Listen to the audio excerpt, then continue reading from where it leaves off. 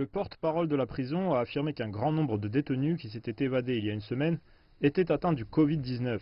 Sur les 161 échantillons prélevés, 60 sont revenus positifs. Cela pose désormais un risque sanitaire, alors que leur poursuite est toujours en cours. Ils avaient été divisés en deux groupes et certains étaient en quarantaine. En fait, notre équipe d'officiers était en transit au moment où cela s'est produit. Le choc de la pandémie aurait pu amener ce genre de choses dans notre établissement. L'armée et la police ougandaise participent aux opérations de recherche. 2 fugitifs ont été abattus, ce qui porte à 5 le nombre de personnes tuées.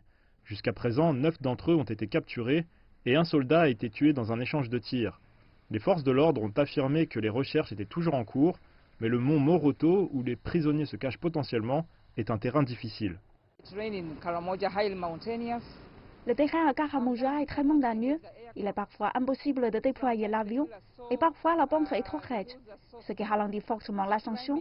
Malgré cela, nous serons en mesure de les poursuivre. Les autorités pénitentiaires ont expliqué que la plupart des détenus de la prison de Singila avaient été emprisonnés pour des infractions comme du vol de bétail, un crime relativement répandu dans le nord-est du pays, où les raids sont menés avec des armes à feu. Dans un passé récent, le gouvernement a procédé à des opérations de désarmement, mais des armes circulent toujours. Les autorités ont indiqué que les recherches se poursuivraient jusqu'à ce que tous les prisonniers soient capturés.